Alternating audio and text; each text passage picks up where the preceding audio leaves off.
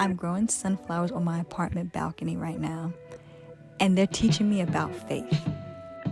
Every year for the last 5 years, I've attempted to grow sunflowers, some successfully, some not successfully. Sunflowers are my ultimate flavored flower. I think they're beautiful. So all the way back in 2020, I did a whole lot of research on how to grow them on a balcony and found this method. There's this whole method where you start them inside and then transport them outside. And that's what I did in 2020 in COVID. I started growing sunflowers on my apartment windowsill in these cardboard containers. I planted them, I got the soil, and they immediately kind of started growing. It literally took a week for them to start sprouting. But the craziest part was I got to see the roots take shape and form in real life. Usually something that happens underground, I got to watch it because they were in these containers, and what ended up happening was the containers could not contain the roots because the roots started growing so fast and so long.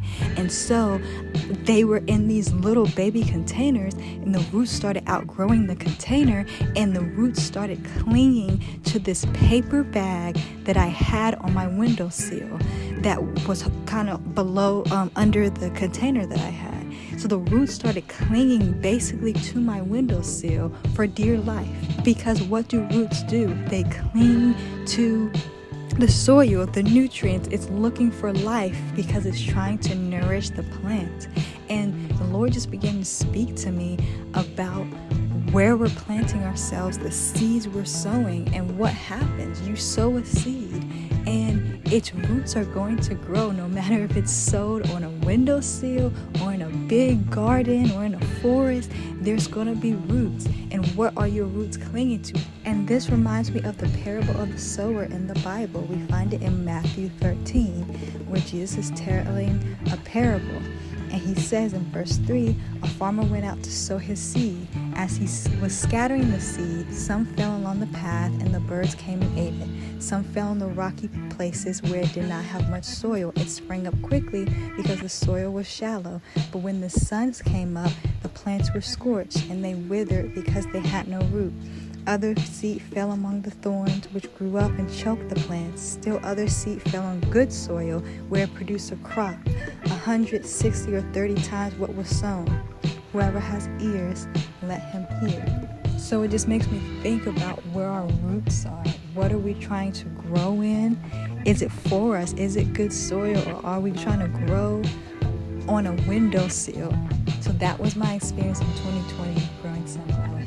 I live in Florida where it gets very hot, so once again I knew I needed wisdom to grow these sunflowers from seed if I wanted to do it again. I took all the knowledge that I knew I had and put it into growing sunflowers this year. I have 7 pots and 3 chose not to grow. And I realized underneath the pots there's not that much drainage. But I just left them, and I heard the Lord tell me to leave them and keep watering them. A few days ago, I went outside to check on my plants, just like I always do. And one of the pots that had not grown had a little baby sprout in it. If the plant sprouted, that means it had roots. That means it's had roots this whole time. It's had roots probably for a week. And I just couldn't see the root. I couldn't see the sprout pushing through the soil. I couldn't see it because it was underneath the surface. And because of what I couldn't see underneath the surface, I almost threw away the whole thing, called it defective, said I needed to start over.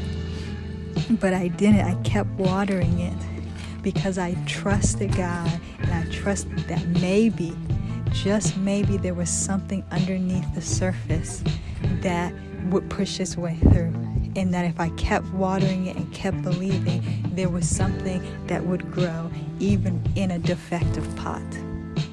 And it did.